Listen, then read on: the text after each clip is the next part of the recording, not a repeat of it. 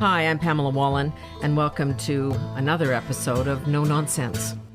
When 1955, born into Adina's pride, I laid my hand on that Milligan Creek. Yes, indeed, you heard Wadena, Saskatchewan immortalized in song. Why? Because the lead vocalist, guitarist, mandolin player for the Dead South calls Wadena home. In fact, Nate Hilts is my neighbor here at Fishing Lake. So as we have this conversation, you might hear the lake in the background. Welcome, Nate. Thanks for having me. We're pretty lucky, aren't we? Extremely. Just looking out here, a little windy today. The waves are good. Life is good.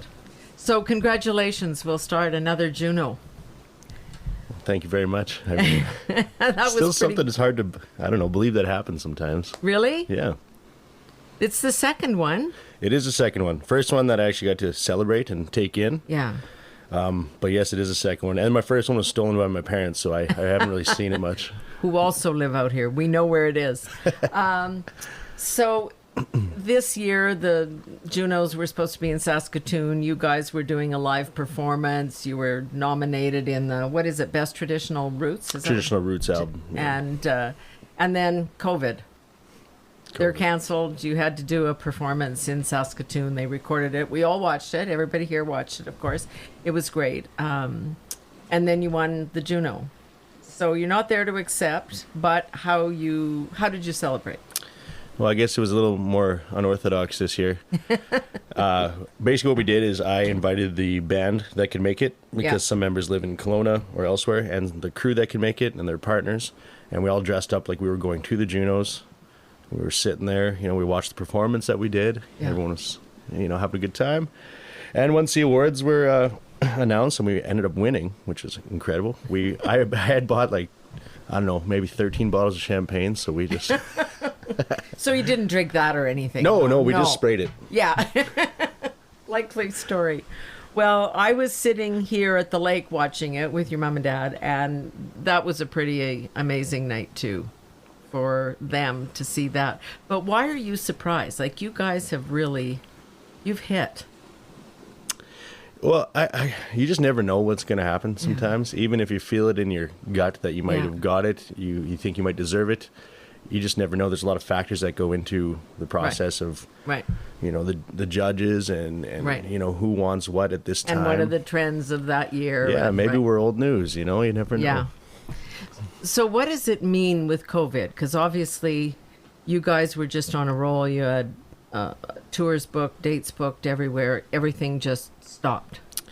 Yeah, pretty much. We got home March 1st from the UK. Yeah. And we were supposed to go to the JUNOs and perform mid-March there. Right. We show up in Saskatoon. That all gets canceled. Actually, you're getting phone calls almost hourly. Maybe no. Yeah. Yeah, at first it was, okay, so the broadcast is still going to happen, but there will be nobody in the building. And, all the other events are still up in the air on what's happening. And then those kind of started shutting down. And then we get a call the next morning, be like, you know what, it's a no-go for sure. Everyone pack your bags and go home. And from there, you just kind of kept getting news of, the tour we're just supposed to do right after that postponed. We don't know what to do with it. Where were you supposed to go? That one was Western Europe. Wow. And some new places, we had never been to Norway before, and a couple of other ones that we've really wanted to. So that got moved to the following March. And then May, every month just started getting cut down and pushed back a whole year, basically. So I think we're still waiting to hear about September and November, but you never know right now. Yeah. What's that do? I mean, we've in our conversations, we've been talking about the impact on business and the impact on kids that can't go to school, and just all, the world has so changed. What does it mean for you guys if you can't be together, if you can't play, if you can't build on that? Well, that's an interesting question, just because our momentum was completely squashed, just like many other artists, who are on a roll, just releasing albums, getting these tours out. I guess we chose to look at it in a very positive light. We were really shocked and sad by everything happening, and just everything shutting down, but we understood the safety of it. So what do you do? So we decided to look at it in a way of, okay, let's just make sure that during this time we take it to enjoy our lives for once, because we've been on the road for about 6 years straight. Let's work on getting healthy. Let's work on projects together from afar, which will be a little different than normal. Because I was just listening to a song last night over at your place where you were performing with a fellow musician, not somebody that's part of the Dead South, but a guy from British Columbia, and he phoned. Tell us that story, because are you doing that remotely? that was remotely, yes. Wow. So that fella's name is Colton Crawford, and he's from Chilliwack, BC. And we've been buddies for a couple of years now. Met through another artist on the road. Or actually, no, he opened for us one time when we passed through Chilliwack a couple of years ago. Okay. And we just kind of kept a relationship going. And every once in a while, he sends me some songs. And this time, he sent a song that I was really into. And he said he kind of wrote it thinking of me, or having me in mind for the parts. So, yeah, I hopped on. I actually recorded my vocal parts out here in the camper in the back.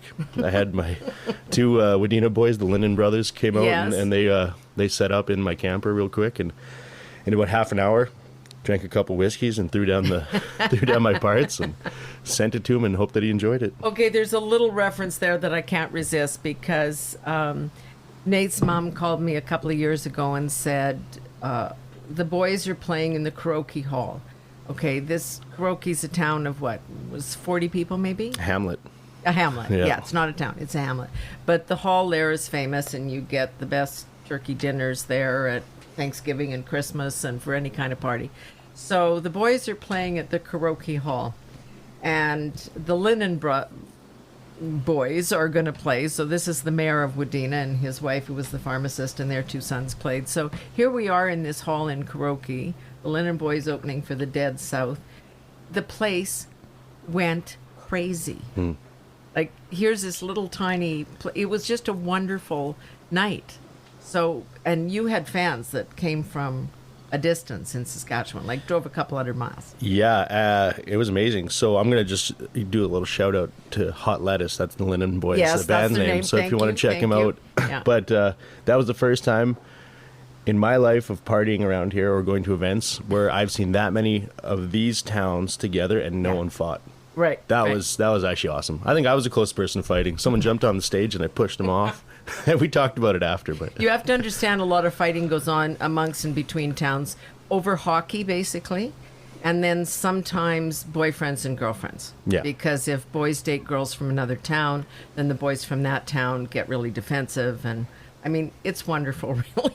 it is. I mean, sometimes you just say the name of your town and the next person's spitting at your feet and just say, oh, jeez. All in good fun. Now, before we forget, though, this song that you did with your Chilliwack, tell us the name, and because people should go and hear Right. this. So that song is called Bare Bones. Right. Yeah. And he just released this album a couple weeks ago. So you can just go on YouTube or someplace and get it. Yeah, YouTube, Spotify is where I've been Okay. listening to it through. You can Okay. order it off of his website or Bandcamp, I believe. So Okay. Kellen Sape, check him out. Okay, so let's talk about music. Sure. So, how come you ended up like this? I mean, music seems. What are you trained for? What am I trained for? Did you go to school? Did you go to university? Were you going to be a dentist? Like, how Well, did this? I have great teeth, but I wasn't going to be a dentist. Music started young for me. Mom put me in piano at a young age. It didn't last very long. My teacher basically told me that I was no good. So with those feelings in mind, I had a tough time going back with that. To any kind of music. Well, not just any kind, but just piano. I mean, I felt useless after, some things were said, and I just kind of said to my parents, I was at 5 maybe, I don't want to go anymore. I don't have a good time when I go. Then shortly after that, like a few years, got into saxophone in school band, tenor sax. And actually Danny Kenyon, who's also the cello player in Dead South, he was playing alto sax right beside me. So So you guys have known each other that long? since kindergarten, Scott, Danny, and myself, yeah, pretty much. And I picked up the guitar around 10 years old. Had a really good teacher, Mike Vancha. I did not take advantage of his knowledge at all. I wanted to learn like Nirvana songs and Zeppelin songs and, just play around. And then I never really progressed on the guitar. I played a little bit with my friends. I had friends who were better than me, so I would just kind of sit back and watch them and be more in awe. And then after high school, I decided to take French education with a second degree in French at U of R. And then I spent... Parallel paths. I did the same thing. And then I went to Laval for a year, and I bought a guitar for $25. And some of the people that I met and started hanging with played guitar a little bit and got me back into it. And as soon as I moved home, I moved in with my best friend Connor Malloy and his brother Galen, and they're both musicians. And this is back to Regina. This is back to Regina, yeah. And once I moved back from Quebec. And when I got back, they're really good wrestlers, like top wrestlers in Canada, up there in world class and stuff. But one of their buddies from the wrestling team came over one day, and his name's Colton Crawford, who is now the banjo player. We met, and we started talking about music, and he said he just got a banjo, and I said I've always wanted to be in a band. And then the four of us kind of formed it with a couple other buddies, Marlon Laguerre from Mestatum and stuff, and then the band eventually just started morphing differently as people had to leave. So Galen was in another band called the Scalzo. They moved to Montreal. Connor was in school for international affairs of sorts, and he moved to China. So those guys were gone, and Colton and myself kept doing open mic nights, and then we invited in Danny to come jam with his cello. But was this your bluegrass? This was you'd left behind the grunge and the punk and... Yeah, I mean, the idea was to take, I don't know, the banjo and acoustic guitar and then see what happens kind of thing. It also started with an electric guitar and electric bass and drums. Mm-hmm. And then as those guys left, we started reshaping it where we kind of had a little more of the bluegrass sound, even though we had no idea what we were doing. And that's why we have the sound that we have. Because you just made it up. We just made it up, yeah. But that music appeals, right? There's... Apparently, yeah. Did you listen to it as a kid, or...? So a little bit. I mean, every once in a while, you'd kind of hear some bluegrass or like some old fiddle tunes. I remember Mom taking me to, I cannot remember his name off the top of my head, which sucks right now, but he lived on Buckhorn side there, and his wall was full of fiddles. And I remember we went over there one time, and he just picked up a fiddle off the wall and started jamming it, and I just thought that stuff was so cool. And Mom would always tell me how, in the old days, some of the old guys would come roll up on the porch and they'd start playing music, and then they'd take off and go to the next place. And they still do it today.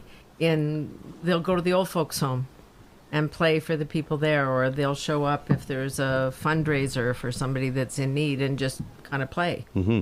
That does really go on. So it's there. You saw it. This wasn't a foreign world. It was like, oh, okay, you can take an instrument off the wall and play it. Yeah, a little bit. I mean, seeing that it happens, it gives you that, I don't know, idea that you can do it. Yeah. And it didn't necessarily start like that. Like you said, like the grunge and punk stuff was really heavy classic rock. I mean, if it wasn't for Jim Morrison and the Doors and Pearl Jam, I don't think I'd be playing music at all, kind of thing. So Jim Morrison, that's a force.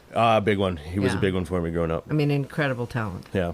Yeah. Yeah. So because there is kind of a dark side to your, I mean, it always sounds uplifting, but there's a dark tone, undertone, especially in some of the lyrics. Definitely, yeah. That's supposed to be, to some degree, ironic. Yeah. And some dark humor with it, and then also you touch on some just dark events that happen in life. A lot of the stuff that we take from, or even when I'm writing, I sometimes I just envision a movie playing in my head, and I'll just kind of start writing down words as I see like a scene happening. Right. Yeah. Because that's the thing. Everybody thinks music or books or what art is all autobiographical. You're singing these lyrics because, you're brokenhearted or you're this.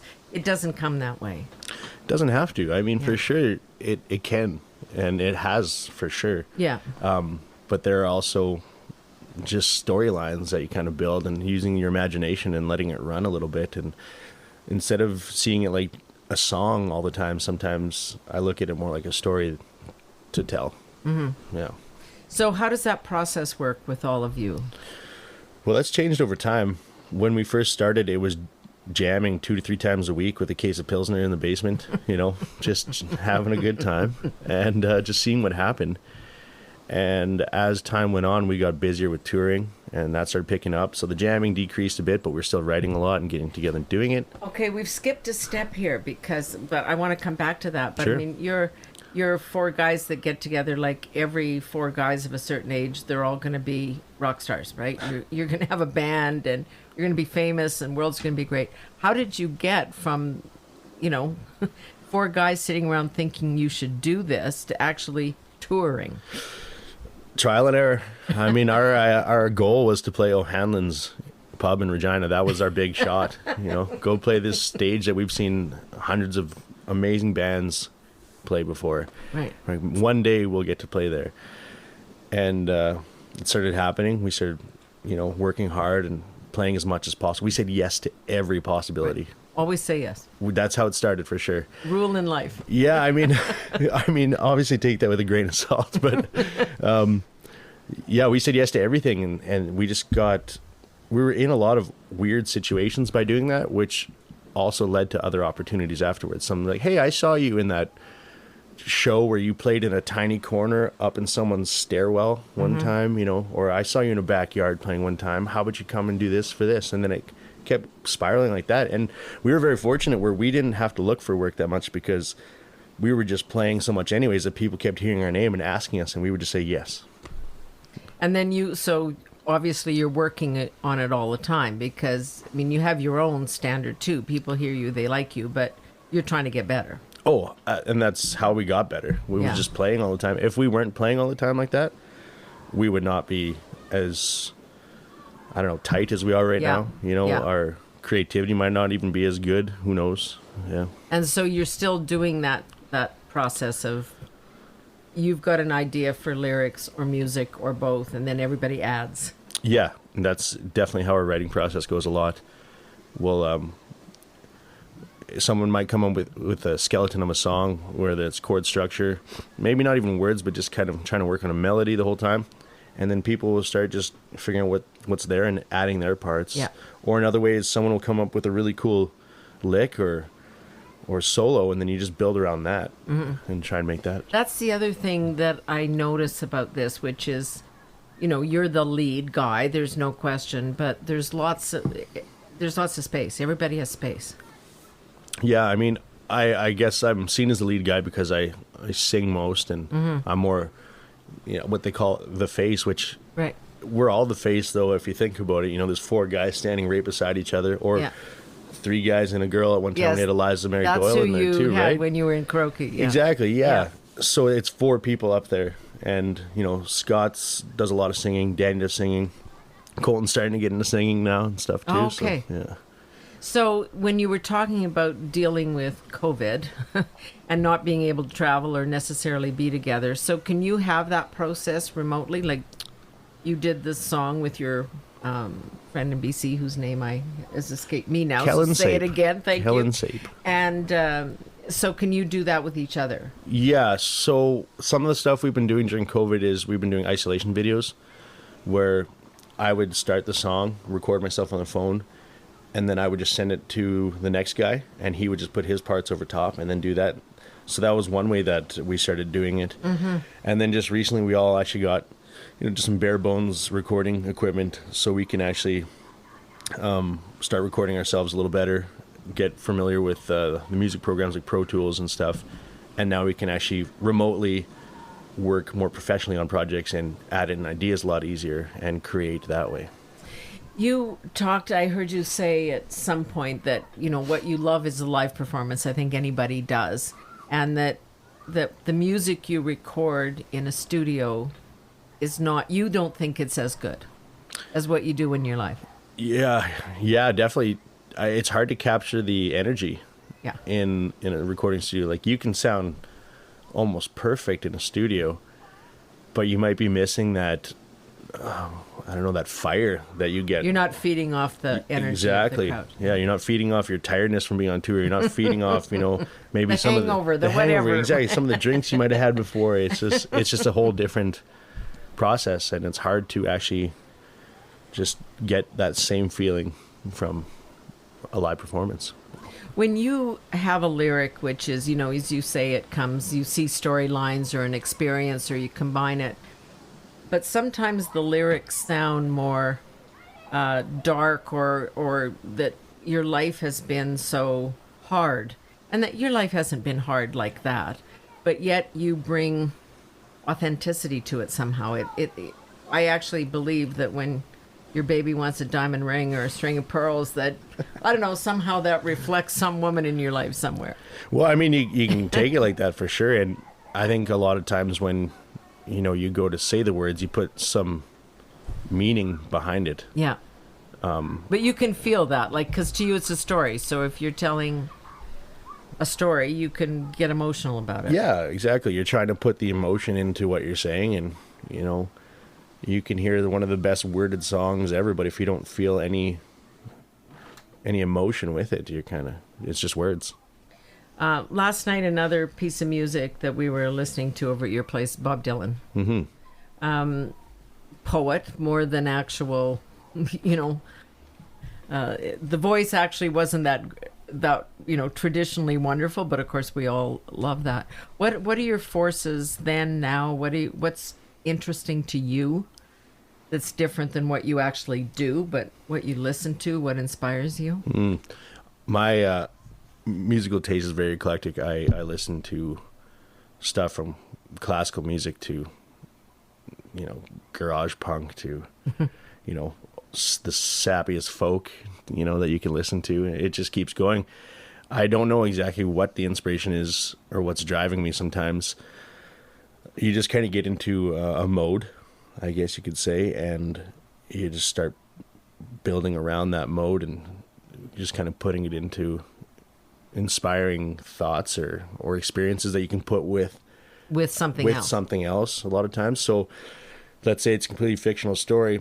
Sometimes you can throw in little bits here and there, the experiences you've had or that you've heard of, or someone from your family or friends have experienced, and just kind of put it into a song.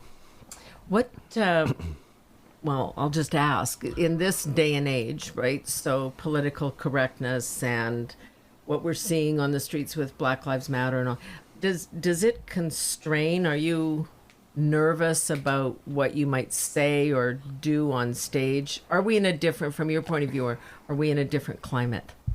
Yeah, we're in a different climate. I mean, stuff's changing. Everything works on a pendulum, really. You see a lot of extremes that go through life, and it just kind of bounces back and forth, and then there's a middle ground. In terms of saying stuff on stage, no. We really stay out of politics as a band. You're kind of minimalist anyway in terms of the powders about the music. Yeah, exactly, and that's what it's about. Like we do say when you come out to see us, it's like you're taking a night off from everything. You're here to enjoy your time with everyone around you. We don't include politics in our music. We don't make political statements, anything like that. We just want it to be about the music. And, that will upset people because they say you have a platform that could make a difference here. Well, you know what? We're 4 different people, and we have 4 different ways of thinking. We have 4 different political views, all of that. So we would rather be friends in a band than, be guys that argue with each other or start fights with other people online about politics and stuff like that. But anything in your lyrics that might seem completely normal to you because you're telling a story, and then somewhere somebody sees this as an insult or an aggression against them, or you're not being as respectful of women as you should, you're not getting that, you're not feeling that back. Oh yeah, we've definitely felt stuff. I mean, when you put something out there, people can take it as they want. They can feel what they want with it, and that's the most beautiful thing about music, or a book or a story. You put it out there, people get feelings about it. They choose to take it in how they can, and they choose to react how they can with it. I mean, you can't do much. You just don't engage in the Twitterverse about this stuff. No, not really. I mean, we made our stance on everything. Like, we're a band. We're a little tongue-in-cheek at times. We have humor. We have seriousness in Great everything. Outfits. we have our attire, and we're just doing our thing, Do people understand that sometimes you are really trying to be ironic or satirical? That it's respectful what you're doing of the tradition of bluegrass or rockabilly, or I don't know how you'd even describe it, but then you've kind of got your tongue in your cheek. Yeah, I think some people 100% really understand how ironic we're being a lot of times. And, you know, some moments we're being a little more serious with the song. You know, if it's a little more heartfelt song or, you know, a dark theme that actually has something that to start a conversation about, go ahead and talk about it. That's good. Starting the conversations is great. But, yeah, I don't know. I think that for the most part, people seem to understand what we're doing. Success. So here you are in the garage, quite literally, in Regina, Saskatchewan, and then you start to tour. You're a big hit in Europe and the southern U.S. before hardly anybody knows your name in Canada. Yeah. How did that happen? Well, we started going to Europe in 2014. We were playing at Canadian Music Week in Toronto, and we had a showcase. And the first thing that we were told was, do not expect to go to Canadian Music Week and get signed by a label, find a manager, anything like that. Just go and enjoy the experience because, you know, 9 out of 10 times you're coming home with nothing. And you're one of many. Yeah, exactly. You're one of many, many. There's bands playing all over, bands that are way bigger than you, all this stuff. So we went, and luckily Sask Music had put us onto a showcase, and they invited a nice German fellow named Jörg Tresp, who runs Devil Duck Records in Hamburg. And he came out. He didn't want to because he was really jet-lagged and tired. Right. He said he'd come for one song and stayed for the whole show, and we talked after. And then he started bringing us to Europe, and that was actually the turning point in my life, because at that time I was still in education. And you had a day job. I did. And I went and we were having supper at my parents' place, and I looked at my mom and was like, Mom, I know you're not going to like this, but I think I'm going to take some time off of school and really pursue music. And that was actually the first time that she's ever agreed with me. Really? Yeah, good for her. Yeah, it definitely good for her, and thank you, because that was Bonnie. Thank you, Bonnie. Yeah, because that was a tough one. Those conversations never went well. No, I mean, and most parents say, for God's sake, you know, you're going to be a starving artist and you're not going to make any money, and you've got a shot here. Just like buckle down. Basically, my point, or my standing point on that was, look, school is going to be there. Mm-hmm. I have to try this. Even if it doesn't work out, I will not regret this decision. I want to go and try and tour in Europe with these guys and see what happens. And if it doesn't work, then I'll go back to school. I'll be home. I'll tell you were right, but then you didn't have to. She said, you're right. Yeah, I just, the way I took it is, if that's a decision I'm going to make, then I have to keep running. Yeah. And I have to make it I have to work as hard as possible for it, and I have to make sure that it's something that I'm happy with. And I kind of wanted to prove to, you know, my parents and others who and myself. Yeah, definitely. Just, it's possible. And we were lucky enough that it did work, and we kept running. So then where did it click in the southern U.S.? Just because of the music? There's a more of an openness to it? Yeah, I think what happened there was we were getting a steady fan base growth here in Saskatchewan, Alberta, and kind of in the West a little more. Mm-hmm. So we were doing that, and then between that and Europe, we were just playing all the time. So in Europe, we were starting to grow just organically. Yeah. And then in Western Canada, we were starting to get a little bit of growth. But the States thing didn't happen until the video for In Hell Being Good Company came out, and then it kind of became a viral hit.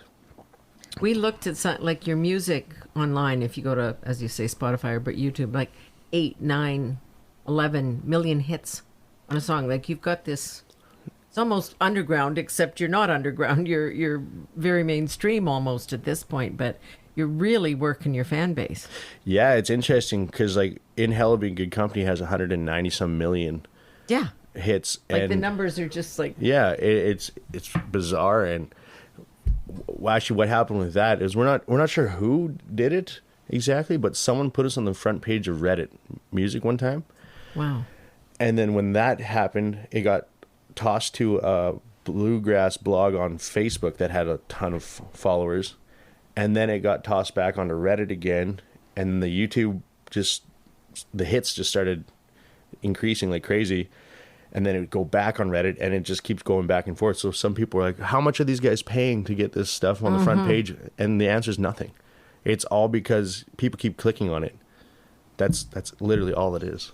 This is, I mean, it's probably not a unique story, but it sounds like, I mean, you've built all this online with no deliberate act on your part. Well, 100%. Our deliberate act was trying to play as many shows as possible. Yeah. Our I guess our popularity or success also grew because of word of mouth. You know, you go see a video sometimes and you're, oh, I'm excited to see this band. And you go in, they're nothing like what you just saw.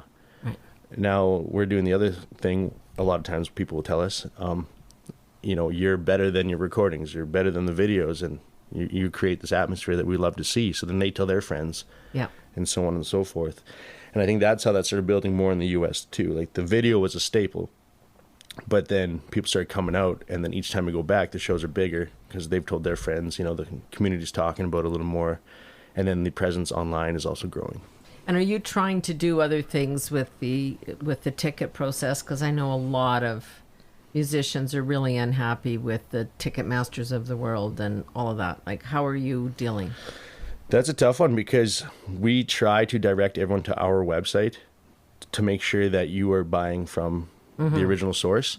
However, and it's an actual ticket. It's an actual ticket. However, what happens is, like, you know, Ticketmaster and all those other ticket sources, they'll buy a lot of tickets and then they will resell them for double, triple, quadruple the price. And then people are looking at you saying, why are you gouging? Why are you gouging? And, you know, that's not us. None of that money is going to us. Yeah. The money that goes to us is what Ticketmaster already bought from those tickets.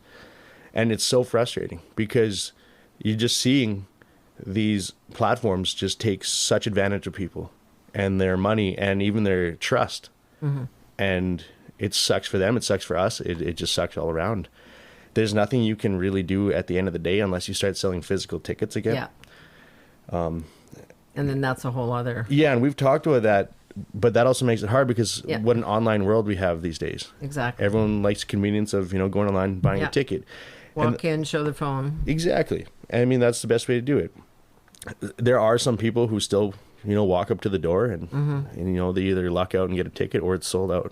So that's kind of the other thing. So I don't know. It's a tough one. It is. So you're now, nobody knows how long the COVID hiatus will last, right? Although you're still doing your stuff. You're planning to be back out on tour at some point. You're going to keep doing this. Some of your guys have jobs, families, you know, that kind of stuff. Is it going to work? I think it'll work. It's worked till now. We're hoping by next March we can be back on the road. Wow. But I don't know, everything's changing all the time, and you're just kind of waiting to see what happens. In terms of like jobs and family, you know, we've had a career of perseverance in that case. I mean, Danny is a structural engineer, full-time job. Before that, he was taking his master's and, you know, in school for it. So that was a big juggle around. But he's made it work now where, you know, he goes into work and he works hard and he gets stuff ready and he just does everything he needs to do before taking the time off to go on tour. And in terms of family and stuff, I guess everyone just has this understanding of we're still working. We're still doing something we all love and enjoy to do. And we'd rather be doing this than anything else right now in terms of... So as long as that's true. Yeah. So as long as that stays true and we kind of keep those same feelings about everything, then we will definitely continue for as long as possible. And where do you want to play once that you haven't yet? Like, do you have these little check marks yourself? Well, I mean, in terms of countries, there's a lot. We've played a lot of countries. We're very fortunate. And there's a lot more that we still want to play. Is there a venue? Is there some place you say, I want to go? Yeah, so one of the ones that we really wanted to play, actually two, was Glastonbury in the UK. Yeah. So we got that, and we'd love to play that again. Yeah, that's crazy. Yeah. Red Rocks in just outside of Denver, Colorado is a huge bucket list, and we got to do that. We opened for Trampled by Turtles and played with Deer Tick. And we were supposed to also play this September in the Caverns in Tennessee. And that's a pretty cool one. I mean, other than that, I would love to play the Ryman. Yeah. You know, I'd like to play the Grand Ole Opry. I'd like to, there's quite a few venues I'd still like to play. And this just still,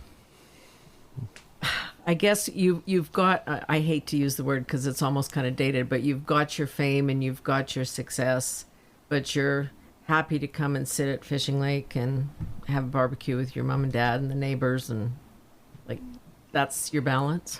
Yeah, I guess so. I mean, what is fame and success really? I go home to Regina, I hang out with my friends, I go have a beer with my friends, I cut my lawn, I come to the lake, I hang out with my parents and my friends. There's no lavish lifestyle or anything as people might assume when they see people doing well. Yeah. But it's definitely a life that I really enjoy. And you can keep the both. Absolutely. Both sides. Yeah, I can keep both sides. And what also happens is a lot of times when you're traveling on other parts of the world or in other parts of Canada, you can plan to go early to get a little trip in or stay a little longer just to also explore.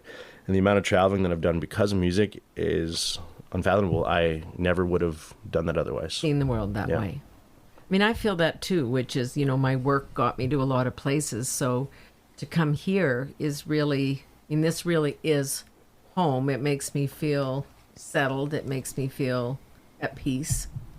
And it's kind of a different definition of home, except it is what home is. It does also happen to be my home. You kind of redefine that. It's great to run around the world and see all these places, but you need to be grounded. You need to be grounded, and grounded somewhere that makes you feel good. Yeah. And that's here. Yep, we're looking out a little bit of heaven there, so we'll just count our blessings. Nate, thank you so much. It's you make Saskatchewan proud, you make Canada proud, and you make all of us out here proud. Of course, you know that. And the JUNOs mean other people are seeing you. And there's other awards, too. Those we're just being kind of Canadian about that. But thank you and congratulations. Thank you very much.